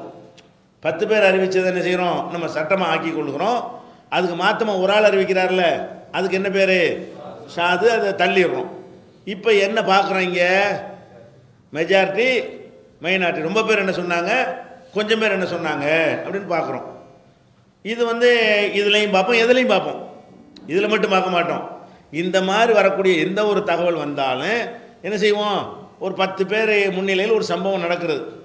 10 பேர் முன்னிலையில் ஒரு சம்பவம் நடப்பதாக எனக்கு புகார் வருது. நான் 10 பேரையும் கூப்பிட்டு விசாரிக்கிறேன். 9 பேர் அந்த சம்பவத்தை ஒரு மாதிரியாக சொல்கிறாங்க. ஒரு ஆள் 10 பேர் அதை பார்த்துருக்குறாங்க, 10 பேர் அந்த இடத்துல இருந்திருக்கிறாங்க. அந்த சம்பவத்தை நான் 10 பேர்கிட்ட விசாரிக்கும் பொழுது 9 பேர் ஒரு விதமாக அதை சொல்கிறார்கள், ஒரு ஆள் மட்டும் வேறு விதமாக சொல்கிறார். அப்போ நான் என்ன முடிவுக்கு வருவேன்? 9 பேர் சொன்னதான் கரெக்டாக இருக்க வாய்ப்பு இருக்குது. ஏன்னா ஒரு ஆளுடைய பார்வையை விட 9 பேர் பார்வையில் தவறு குறைவு இருக்கும். ஒரு ஆளுடைய கண்ணை விட 9 கண்ணு, ஒரு கண்ணு தப்பு செஞ்சிடும். 9 கண்ணு என்ன செய்யாது, தப்பு செய்வதற்கு வாய்ப்பு கம்மி அப்படின்னு நினைத்து கொண்டு 9 பேர் இப்படி பார்த்துருக்கான், உனக்கு மட்டும் இப்படி தெரிஞ்சிருக்கு, அப்போ நீ சரியாக பார்க்கலப்பா, நீ ஏதோ கவனக்குறைவாக பார்த்துருப்ப, ஏதோ ஒரு கோளாறு இருந்திருக்கும், கண்ணில் கோளாறு இருந்திருக்கும், ஏதோ ஒன்று கவனத்தில் கோளாறு இருந்திருக்கும் அப்படின்னு சொல்லிட்டு நம்ம இந்த 9 பேர் சொன்னபடி தான் அந்த சம்பவம் நடந்திருக்கும்னு முடிவு எடுத்து கொடுக்குறோம். சரியா? அப்போ இது என்ன விளங்குது? இது மெஜாரிட்டி பார்க்குறோம், இதுலேயும் பார்க்குறோம். அப்போ ஹதீஸுகளில் என்ன செய்யணும், அறிவிப்பாளர்களில் அதிகமான பேர் கம்மியான பேர்னு வந்துருச்சுன்னு சொன்னால் அப்போ நம்ம என்ன பண்ணுறோம், மெஜாரிட்டி பார்க்குறோம். மெஜாரிட்டி பின்பற்றக்கூடாதுங்கிறாங்க. ஹதீஸில் பூரா அப்படி தான் முடிவு எடுக்கிறாங்க. மெஜாரிட்டி ஆன ஆளுக்கு வந்து ஒருத்தர் ரொம்ப மோசமானவன்னு சொல்லிட்டாங்கன்னு சொன்னால் அவர் மோசம்ங்கிறாங்க. மைனாரிட்டியான ஆள் சொன்னதை ஏற்றுக்கிற மாட்டேங்கிறாங்கன்னு சொல்லி நம்ம மெஜாரிட்டி இல்லைன்னு சொல்லிட்டு இருக்கிறோம். மார்க்க விஷயங்களில் அறிவிப்பாளர் விஷயத்தில் மெஜாரிட்டிங்கிறோம். இதையும் முரண் மாதிரி என்ன செய்வாங்க, நீங்களும் தான் இமாமை தக்லீத் பண்ணுறீங்கன்னு சொன்ன மாதிரி நீங்களும் பெரும்பான்மையை தான் ஏற்றுக்கிறீங்கம்பாங்க. இதுக்கும் அதே பதில் தான். என்ன பதில்? சிந்திக்கிற விஷயங்களில் நாம் வந்து பெரும்பான்மை ஏற்றுக்கிற மாட்டோம். சிந்திக்கிற விஷயத்தில் என்ன செய்ய மாட்டோம், மூளைக்கு எட்டக்கூடிய விஷயங்களாக இருக்குமே. ஆனால் இப்போ இந்த உலக விஷயத்தில் எடுத்துக்கொண்டாலும் சரி, மூளைக்கு ஏதாவது இப்போ நெருப்பு சுடுமா சுடாதான்னு கேட்குறேன், 10 பேர்கிட்ட கேட்குறேன். 10 பேரில் 9 பேர் சுடாதுங்கிறான், ஒருத்தன் சுடுதுங்கிறான். நான் எதை ஏற்றுக்கிறேன்? இப்போ ஒரு ஆட்சி தான் ஏற்றுக்கிறோம். ஏன் இதில் நம்பரை பார்க்க மாட்டேன்? ஏன் விஷயம் தப்பாக இருக்குதே. 9 பேர் என்ன செய்கிறாங்க, நெருப்பு சுடவே செய்யாதுங்க அப்படிங்கிறான், ஒரு ஆள் மட்டும் சுடுங்கிறான். இப்போ வந்து நம்ம இப்போ மெஜாரிட்டி பார்த்தோமா? இப்போ பார்க்க மாட்டோம், இதில் பார்க்க மாட்டோம். ஏன் பார்க்க மாட்டோம்? இது மெஜாரிட்டியில் எடுக்கிற, இது சிந்திக்கிற விஷயம், இது ஆய்வு பண்ணுற ஒரு விஷயம். அப்போ ஆய்வு பண்ணுற விஷயத்தில் 9 பேருக்கு விளங்கலை, அவன் தப்பாக சொல்கிறான் அப்படின்னு நம்ம என்ன செய்கிறோம், 9 பேரை தப்பாக்கி ஒருவர் சொல்வதை என்ன செய்கிறோம், நம்ம ஏற்றுக்கொள்கிறோம். ஆனால் 10 பேருமே சுடாதுங்கிறான், 10ஐயும் வருஷம் நான் தனியாக தான் நான் சொல்லுவேன். 10 பேர் என்ன செய்யறான், நெருப்புலாம் சுடாதாங்கிறான். அட உங்கடக்கு இருக்கீங்களான்னு சொல்லிட்டு நான் 10ஐயும் தள்ளிப்படி என்ன செய்வேன், நெருப்பு சுடுங்கிற தீர்ப்பை நான் அழிச்சிருவேன். அப்போ நெருப்பு சுடும் என்பதை அறிந்து கொள்வதற்கு எதை நம்ம ஏற்றுக்கிற மாட்டோம், ஆட்களுடைய நம்பரை ஏற்றுக்கிற மாட்டோம், கருத்துக்களை சொல்கிறது வரைக்கும். இப்போ உதாரணமாக எடுத்துக்கிட்டிங்கன்னு சொன்னால் ஒருத்தர் வந்து தலாக்குங்கிறார் ஒரு நேரத்தில், அல்லது முத்தலாக்குங்கிறார், 100 தலாக்கு விட்டேங்கிறார், 1000 தலாக்குங்கிறார். இப்படி ஒரு நேரத்தில் என்ன செய்கிறாரு, முத்தலாக்கு, 3 தலாக்கு, 1000 தலாக்கு, தலாக்குன்னு சொன்னாரே. ஆனால் 3 தலாக்கும் முடிந்து விட்டது என்று மெஜாரிட்டி ஆளுக்கு சொல்கிறாங்க. 3 தலாக்கும் ஆகிவிட்டது, தலாக்குன்னு சொன்னால் என்னவாயிடுச்சு, அதோடு இனிமேல் சேரவே இயலாது அப்படிங்கிற அடிப்படையில் என்ன செய்கிறாங்க, எல்லாருமே சொல்கிறாங்க. ஷாஃபி சொல்கிறாரு, ஹனபி சொல்கிறாரு, மாலிகி சொல்கிறாரு, ஹம்பலி சொல்கிறாரு, பெரிய பெரிய இமாம்கள், எல்லா ஸ்காலர்களும் என்ன செய்கிறாங்க, அதை சொல்கிறாங்க. நம்ம என்ன சொல்கிறோம், இது தப்பு. 3 தலாக்குன்னு சொன்னாலும் எத்தனை தான், ஒரு தலாக்கு தான், இன்னும் 2 சான்ஸ் சேர்ந்துக்கலாம். ஏன்னா ஒரு தடவை தானே சொல்கிறான், ஒரு தடவை சொன்னால் ஒன்று தான். அது கோவத்தில் சொல்லும்போது 1 சொல்லுவான், 100 சொல்லுவான், 1000 கூட சொல்லுவான். என்ன சொன்னாலும் எத்தனை தான், அது ஒரு தலாக்கு தான் நம்ம சொல்கிறோம். இதை சொன்னவங்களை எண்ணி பார்த்தீங்கன்னா மெஜாரிட்டி இருக்காது. இந்த கருத்தை சொன்னதுக்கு என்ன இருக்காது, மெஜாரிட்டி இருக்காது. ஒரு விரல் விட்டு எண்ணக்கூடிய ஒரு இப்னு தைமியா காலம் வரைக்கும் யாரும் சொல்லலை. இப்னு தைமியா சொன்னார். அதுக்கு முன்னாடி இப்னு அப்பாஸ், இப்னு முறை ஒரு சஹாபி, 2 சஹாபி சொல்லியிருக்கிறாங்க. இப்படி 1-2 பேர் வரும். மொத்தத்தில் பார்த்தீங்கன்னு சொன்னால் ஒரு 10% கூட சொல்லியிருக்க மாட்டாங்க இந்த கருத்தை. 90% பேர் முத்தலாக்குனா முத்தலாக்கு தான் என்று சொல்லுவாங்க. இப்போ மெஜாரிட்டி மைனாரிட்டி இங்கே வருது. இதில் வந்து மெஜாரிட்டி பார்க்க மாட்டோம். என்ன பார்ப்போம், நீ சொல்கிறதுக்கு என்ன ஆதாரம், நீ சொல்கிறதுக்கு என்ன ஆதாரம், ரெண்டையும் எடுக்கிறோம். ஆதாரத்தை பார்த்தோம்னு சொன்னால் இப்னு அப்பாஸ் அறிவிக்கிறாங்க, ரசூல் ஸல்லல்லாஹு அலைஹி வஸல்லம் காலத்தில், அபூபக்கருடைய காலத்தில், உமருடைய ஆட்சியின் முதல் 2 ஆண்டுகளில், ரசூலுல்லாஹ்வுடைய காலம் 1, 2வது அபூபக்கருடைய ஆட்சி 1, அப்புறம் உமர் ஆட்சிக்கு வர்றாங்க, அவர் வந்து 2 வருஷம். இவ்வளவு காலமும் ஒருவர் 3 தலாக் என்று சொன்னாரையானால் 1 தலாக் என்று தான் இருந்தது. இன்னமா யுஅத்து வாஹிதா, 1 தலாக் என்று தான் அது நடைமுறை இருந்தது. ரசூலுல்லாஹ் காலத்திலையும் அதான் நடைமுறை, அது மார்க்கமாயிடுச்சு. அபூபக்கர் காலத்திலையும் அது இருந்தது, அதை வலுப்படுத்தக்கூடியதாக இருக்கிறது. உமருடைய 2 வருஷத்துலையும் இருந்தது. அதிகமாக மக்கள் முத்தலாக் என்று சொல்வதை பார்த்துவிட்டு உமர் ரலியல்லாஹு அன்ஹு என்ன செய்கிறாருன்னு கேட்டால், இனிமேல் முத்தலாக்குன்னு சொன்னீங்க முத்தலாக்கு தான், 3 தலாக்கு தான் என்று சொல்லிவிட்டு அதை சட்டமாக்கினான்னு வருது. அப்போ நம்ம இதில் என்ன செய்கிறோம், இது இந்த ஹதீஸ் நமக்கு உண்மையை வளர்க்குறது. ரசூலுல்லாஹ்வுக்கு மாத்தமாக தான் இவர் சட்டம் போடுறாரு. ரசூலுல்லாஹ் காலத்தில் இதான் இருந்துச்சுன்னு தெரியும் போது அவன் மிஸ்யூஸ் பண்ணுறான்னு உனக்கு என்ன, அதை பற்றி அல்லாஹ் ரசூலுக்குள்ள கவலை, மிஸ்யூஸ் பண்ணுறான்னு உங்களுக்கு என்னப்பா அதில் கவலை, உமருக்கு கவலை என்ன இதில் இருக்குது, இவருக்கு என்ன உரிமை இருக்குது, அதில் அவருக்கு என்ன அதிகாரம் இருக்குது. அல்லாஹ்வுடைய ரசூல் சொன்னதை மாற்றி சொல்லுவார். அப்போ அல்லாஹ்வுடைய ரசூல் இதை தான் சொன்னாங்கன்னு தெரிஞ்சுக்கிட்டு நான் அதை உடைக்க போகிறேன், அதையே நான் மாற்றி எழுத போகிறேன்னா அந்த அதிகாரத்தை யார் கொடுத்தா, அல்லாஹ்வுடைய தூதர் அவங்க, வஹி வந்துச்சா இல்லாட்டி அப்படின்னு சொல்லி நம்ம என்ன செய்கிறோம், சிந்திச்சு பார்த்து ரசூலுல்லாஹ்வுடைய காலத்துக்கு ஒத்ததாக இருக்கிற சட்டத்தை நம்ம ஏற்றுக்கொள்வோம். உமர் சட்டமாக்குனதுனால அப்படியே நடைமுறை வந்துக்கிட்டே இருந்துருந்துச்சு. வாயை யாரும் திறக்கலை. 700 இப்னு தைமியா திறக்கிற வரைக்கும் யாரும் திறக்கலை. உமரிலான சட்டத்தை போட்டு உமரை சட்டம் போட்டானோன்னா மன்னர் போட்டார்னு வாய முடியலாம் இருந்துட்டாங்க. அல்லது எதிர்ப்பு தெரிவிச்சிருப்பாங்க, ரெக்கார்ட் ஆகலை. சில பேர் எதிர்ப்பும் தெரிவிச்சிருக்கலாம், அது என்ன செய்யப்படலை, எல்லாரும் மௌனமாக இருந்திருக்க மாட்டாங்க, யாராவது ஆட்சேபனை தெரிவித்து தான் இருப்பாங்க. அது ரெக்கார்டாக ஆகாமல் இருந்துச்சு, கிடைக்கல. எதிர்ப்பு தெரிவித்து புரட்சி நடந்த மாதிரி எப்படி நீ சொல்ல போச்சுன்னு கொந்தளிச்சு இருக்கணும். இதுக்கு அப்படி கொந்தளிச்ச மாதிரியான தகவல் நமக்கு கிடைக்கவில்லை. ஆனால் இந்த ஹதீஸ் பதிவாகி இருக்கிறத பார்த்தோன்னே 700 வருஷத்து வரைக்கும் இப்படி ஓடுது வண்டி. 700 ஆண்டுகளாக முத்தலாக்குன்னா முத்தலாக்கு, எல்லாரும் வாய முடிட்டு நினச்சிட்டாங்க. உமர் சட்டமாக்கிட்டார், அப்படி நடைமுறையில் வந்துருச்சு, அது நம்மளை அப்படி கொண்டு போயிட்டே இருப்போங்கிறாங்க. அவர் உடைக்கிறார். இது எப்படி, இது யார், உமர் அல்லாஹ்வுடைய ரசூல்லா ஒன்று சொன்னாங்கன்னு தெரியும் போது அதை மாற்றுற அதிகாரம் வந்து அவருக்கு கிடைக்குமா? ரசூல்லா சொல்லாத ஒன்றை இவர் சொன்னால் கூட அது ஒரு கணக்கில் எடுத்துக்கலாம். ரசூல்லா சொன்னதை உடைக்கிறதா இருந்தால், ரசூல்லா சொன்னதில் பிழை கண்டால், ரசூல்லா சொல்ல தப்பு நான் தான் சரியான சட்டத்தை சொல்கிறேன் அப்படின்னு சொன்னால் இது எவ்வளோ பயங்கரமான ஒரு விஷயம்னு சொல்லி கட்டுமையான முறையில், அதனால சஹாபாக்களை திட்டுறாருன்னு பேர் வாங்கினார். முதல்ல இப்னு தைமியா என்ன பேர் வாங்கினாரு, இந்த மேட்டர்லாம் வாங்குறாரு. என்ன அவர் என்ன செய்கிறாரு, மும்மராகவே இருக்கட்டும்பா, ரசூல்லாவுக்கு மேலேயான்னு கேட்குறாரு. உடனே சாபி திட்டாங்க. ரசூல்லாவுடைய உரிமை அந்த கண்ணியம் போகுதுன்னு பார்க்க மாட்டேங்கிறாங்க. ரசூல்லாவோட யாரை பெருசாக நினைக்கிறாங்க, உமரை நம்மளோட பெருசாக நினைப்போம். வைக்க ரசூல்லாவோட பெருசாக நினைக்க முடியுமா? அந்த உணர்வில் தான் அவர் வாசகத்தையெல்லாம் பயன்படுத்துகிறார். யார் சொன்னாலும் சரி, எவ்வளோ காலம் சொல்லியிருந்தாலும் சரி, தப்பு தப்பு தான் சொல்லுவார். எத்தனை வருஷமாக தான் எனக்கு என்ன, அல்லாஹ்வுடைய ரசூல் என்ன சொன்னாங்க அப்படின்னு அவர் கேட்பார். அப்போ இதில் என்ன வழங்குறோம், மெஜாரிட்டி பார்க்கல. இப்போ நம்ம ஆய்வு பண்ணுறோம், இவருடைய கருத்து கரெக்டாக இருக்கிறது, கேள்வி கரெக்டாக இருக்கிறது. இதுக்கு 700 வருஷத்தில் உள்ள யாரும், 700 வருஷத்துக்கு பிந்தி வந்த யாரும் பதில் சொல்ல முடியலை, கரெக்டாக தான் கேட்டிருக்கான்னு சொல்லி நம்ம அந்த கருத்தை சார்ந்து நிற்கிறோம். இப்னு தைமியா சொல்லாட்டாலும் நம்ம அந்த ஹதீஸ்லேருந்து வழங்கியிருப்போம். அப்போ நம்ம இதில் மெஜாரிட்டி மைனாரிட்டி பார்க்கவா செஞ்சோம், பார்க்கல. அப்போ மெஜாரிட்டி மைனாரிட்டி எதில் பார்ப்போம் என்று கேட்டால், எது சிந்தனைக்கு வராதோ, சிந்தித்து பார்த்தால் இது கரெக்டு தவறுன்னு தெரிஞ்சால் மெஜாரிட்டிக்கு வேலையே கிடையாது. சிந்தனைக்கு எது சரியோ அதை தான் செய்யணும். சிந்தித்து பார்த்தால் சரியா தவறான்னு கண்டுபிடிக்காட்டி வேறு வழி இல்லை. அப்போ உதாரணமாக எடுத்துக்கொள்வோமே, இப்போ நாளைக்கு சாப்பாடு போட வேண்டியிருக்குது, பிரியாணி போடுவதா அல்லது குஸ்கா போடுவதான்னு கருத்து கேட்குறோம். அப்போ 100 பேர் இருக்கிறீங்க, 90 பேர் பிரியாணிங்கிறீங்க, 10 பேர் குஸ்காங்கிறாங்க. சிந்திச்சா பார்க்க முடியுது போய்கிட்டு. விருப்பம், இதெல்லாம் டேஸ்ட், ஒவ்வொருத்தருடைய விருப்பத்தை விஷயம், அது சாப்பிட்றதுக்காக தான் நம்ம கொடுக்குறோம். சிந்தனையில் எனக்கு குஸ்கா தான் சரின்னு சொன்னால் 90 பேர் சாப்பிட மாட்டோம். என் சிந்தனைப்படி குஸ்கா சரி என்று தெரிகிறதுல என்னவாயிரும் 90 பேர் அவங்க சாப்பிட்றதுக்காக நம்ம கொடுக்க போகிறோம். அவங்க விரும்புகிறது என்னங்கிறத நம்ம கேட்டோம்னு சொன்னால் அப்போ நம்ம என்ன செய்யணும், அதிகமான பேர் விருப்பத்தை குறைவாக உள்ளவங்க என்ன செய்யணும், சரி நம்ம காவண்டி 90 பேருக்கு பாதிப்பு வரக்கூடாது, நம்மளும் சகிச்சுக்கணும், ஒரு வழி இல்லை, நம்ம வெளியே வேற சாப்பிட்டுக்குருவோம் அப்படிங்கிற மாதிரி என்ன செய்யணுமே தவிர இதில் நம்ம 10 பேருக்கு கருத்தை ஏற்றுக்கிற முடியாது. சிந்திச்சு பார்க்குற விஷயம் இல்லாதனால ஏன் இந்த முடிவுக்கு வர்றோம், சிந்திச்சு பார்த்து இதில் என்னது நல்லது கெட்டது அறிய முடியும்.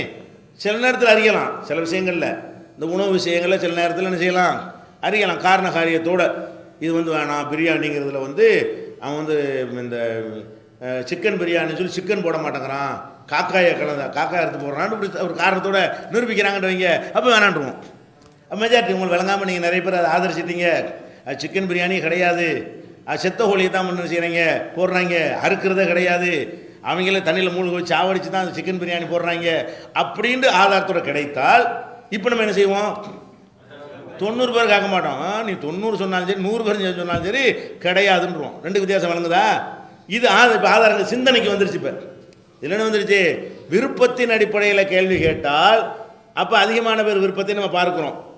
அப்புறம் அப்படி கேள்வி கேட்கும்போது இந்த 99 பேர் சொல்கிறீங்க, ஒரு ஆள் எந்திரிச்சு என்ன சொல்கிறாரு, இந்த ஊரில் சிக்கனுங்கிறத பொய், சிக்கனில் அறுக்க மாட்டான், காஃபீர் தான் வச்சுருக்கிறான் கடை, அவங்க கொண்டு தண்ணியில் முக்கி சாவடிச்சுட்டு என்ன செய்வான், அதைத்தான் பிரியாணியில் போடுறான், வேறு மாதிரி இந்த ஊரில் கிடைப்பது இல்லை அப்படின்னு ஒருத்தர் காரண காரியத்தோடு ஆதாரத்தோடு சொன்னாரையானால் இப்போ யாரை ஏற்றுக்கணுமோ, ஒரு விருப்பங்க மேட்ரு வரல. இது சரியாக தவறாக போயிடுச்சு. எது வேணும் எது வேணுங்கிற விருப்பத்தில் இருந்து கடந்து 2வது கட்டத்துக்கு வந்துடுச்சு. எந்த கட்டத்துக்கு, சரியாக தவறா. இப்போ நீங்கள் 99 பேரும் ஹராமாக சாப்பிட வைக்கிறதா அல்லது ஹலாலை சாப்பிட வைக்கிறதா? இப்போ நம்ம ஹலால்ன்றது என்ன செய்வோம், ஒரு ஆள் சொல்கிறார்ல அவருடைய பாயிண்ட் கரெக்டாக இருந்தோன்னு ஏற்றுக்கிறோம். அப்போ இந்த இதான் வித்தியாசம். அதாவது சிந்தனைக்கு ஏற்படாத விஷயங்களில் மெஜாரிட்டியையும் பார்ப்போம், ஒரு ஆளையும் பார்ப்போம், வர்ற தகவலையெல்லாம் பார்ப்போம். ஏன் சிந்தனைக்கு வரவில்லை, சிந்தனைக்கு வராத விஷயங்கள்லாம் என்ன செய்வாங்க, ஒரு தொழுகை நடத்த வேண்டியிருக்குது, மசோரா பண்ணுறோம், எத்தனை மணிக்கு வைக்கிறது அப்படின்னு கேட்குறோம், பெருநாள் தொழுகை எத்தனை மணிக்கு வைக்கிறது, அப்போ அதில் எல்லோரும் என்ன சொல்கிறாங்க 7 மணிக்கு வைப்போங்கிறாங்க, 2 பேர் 9 மணிக்கு வைக்கவோங்கிறாங்க. நம்ம என்ன செய்ய மாட்டோம், ஏற்றுக்கிற மாட்டோம், 9 மணி ஏற்றுக்கிற மாட்டோம். சரியா? 2க்கு மார்க்கத்தில் அனுமதி இருந்தால் எல்லாரும் 10 மணிக்கு வைப்போங்கிறாங்க.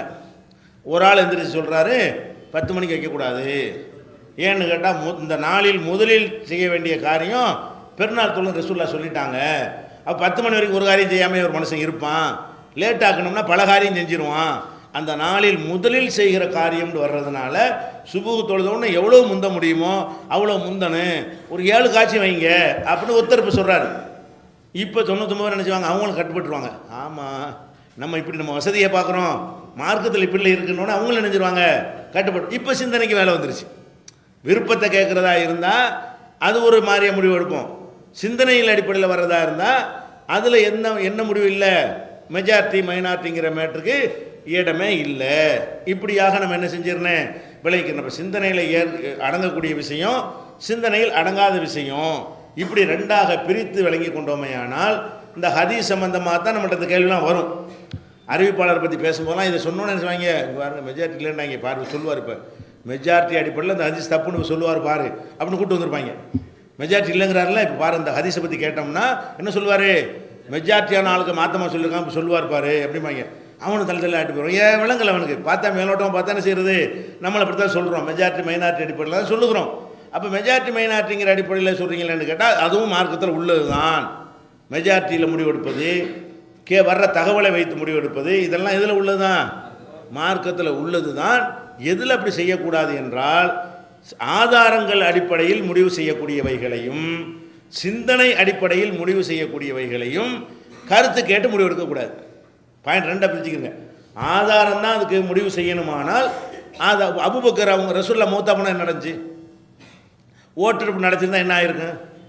ரசூலுல்லாஹ் மௌத்தா போன அன்னைக்கு அதிகமான பேர் என்ன செஞ்சாங்க, ரசூலுல்லாஹ் மௌத்தாவலன்ட்டாங்க. ஒரு அபூபக்கர் தலைமையில் சின்ன நம்பர் என்ன செய்யுது, ரசூலுல்லாஹ் மௌத்தாட்டா சொல்கிறாங்க, இருங்க கருத்து விழுந்துருச்சு எடுங்க ஓட்டெடுப்பு நடத்துங்கன்னா எல்லாம் கையை தூக்கியிருப்பாங்க. அப்போ ரசூலுல்லாஹ் மௌத்தாவலை, அப்போ பாடியை வச்சுக்கிட்டே இருக்க வேண்டியதான், அதை வணங்க வேண்டியதான். கடைசியில் என்ன வைக்கிறேன், அவங்களுக்கு சிலை வணக்கம் செய்யக்கூடிய ஒரு சமுதாயமாக இது மாறி போயிருக்கும். அங்கே என்ன செஞ்சாங்க, மெஜாரிட்டி ஆனாளுக்கு அப்படி சொன்னாலும் மைனாரிட்டி இப்படி சொன்னாலும் இந்த மைனாரிட்டி என்ன செஞ்சார், ஆதார் தள்ளி போட்டார்.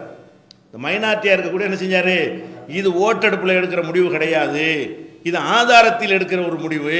இந்த பார் ஆதாரம், இன்னைக்கு மையத்துன் நபியை நீனு மையத்து இறந்து போகக்கூடியவர் அல்ல தெளிவாக சொல்லுகிறான். அது மாதிரி முகமது இறந்து விட்டால் நீங்கள் வந்த வழியே போய்விடுவீர்களான்னு கேட்குறான். இறக்க போகிற ஆளாக இருக்கத்தானே இப்படி கேட்குறான் அல்ல அப்படின்னு சொல்லி வசனங்களை அள்ளி அள்ளி போட்டவுடனே எல்லாம் சைலண்ட். அதெல்லாம் முடியாது, ஓட்டெடுப்பு நடத்துன்னு என் சொன்னல அவங்க சொன்னாங்களா? அப்போ ஓட்டெடுப்பு நடத்துகிற விஷயங்களாக அது எடுக்கப்படுறதுக்கு தான் ஓட்டெடுப்பு நடத்தணும்.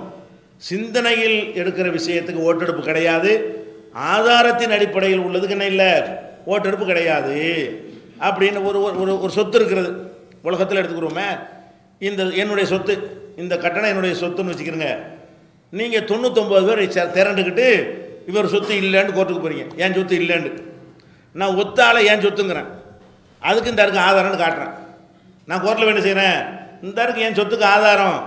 அப்போ ஆதாரம் இருந்தாலும் 99 பேர் சொல்கிறாங்கன்னு சொல்லுவான். நான் கோர்ட்டில் சொல்ல மாட்டேன், பேப்பர் படிப்பான். ஆமாம் இன்னாருக்கு விற்றுருக்கிறாரு, கரெக்டாக இருக்கு, உனக்கு தான் பாப்பான்ருப்பான். அப்போ 99 பேர் என் சொத்து இல்லைங்கிறான். ஒரு ஆளாக நான் மட்டும் என் சொத்துங்கிறேன். என் சொத்துன்னு சொல்கிறக்கூடிய நான் வந்து ஆதாரம் வச்சுருக்கிறேன், இது என் சொத்து தான் என்பதற்கு என்ன செய்கிறேன், பத்திரம் என் பேரில் பதிவு பண்ண பத்திரத்தை வச்சுருக்கிறேன். இந்த ஆதாரம் பேசுமா 99 பேசுமா? ஆதாரம் தான் பேசும். அப்போ நல்ல விளைக்கிற உலகத்தில் வந்து ஆதாரங்களில் பேச வேண்டியதுக்கு ஆதாரம், சிந்தனையில் பேச வேண்டியதுக்கு சிந்தனை, தகவலை கேட்கக்கூடியதுக்கு தகவல், மெஜாரிட்டியை கேட்கக்கூடியதுக்கு மெஜாரிட்டி என்று ஒவ்வொன்றுக்கும் தனித்தனியான கிரவுண்ட் இருக்கும் பொழுது அதை செஞ்சதுனால அதே மாதிரி இதுக்கும் செய்யணும் கேட்கல. மெஜாரிட்டி அதுக்கு கேட்டதுனால அனைத்துக்கும் மெஜாரிட்டியை கேளு சொல்லக்கூடாது. அதில் தகவலை கேட்டதுனால இதுலேயும் தகவலை கேளு. அப்போ காய்ச்சக்காரனுக்கு ஒரு ஊசியை போட்டாங்க, வயிற்று வலிக்காரனுக்கு அதே ஊசி போட்டா சொல்கிறது. அவன் நோய்க்கு அவனுக்குரிய மருந்து, இவன் நோய்க்கு இவனுக்குரிய மருந்து. கேன்சர்னு ஆப்ரேஷன் பண்ணுறாங்க, ஒருத்தன் தலைவலி வருது எனக்கு ஆப்ரேஷன் பண்ணுங்கிறான். உனக்கு என்ன பண்ண, அவனுக்கு பண்ணணும், அவன் நோய் வர உனக்கு வர வருதா, அவனுக்கு செஞ்சு இவனுக்கு செய்யலாமா? அப்போ அவனுக்கு ஆப்ரேஷன் பண்ணால் ஆப்ரேஷன் பண்ணுற லெவல் அவனுக்கு இருந்தது, இவனுக்கு ஆப்ரேஷன் பண்ணுற லெவல் இல்லை. இது மாதிரி உலகத்தில் எத்தனையோ புரிஞ்சுக்கிற மாதிரி இதை புரிஞ்சுக்கிற மாட்டேங்கிறாங்க. இந்த ஒரு நுணுக்கமான விஷயத்தை என்ன செய்ய நீங்கள் விளங்கி கொள்ளணும். இது ஹதீஸ் துறையில் நீங்கள் சந்திக்கிற கேள்விக்கான ஒரு பதிலுக்கு இது சொல்லணும். சரியா?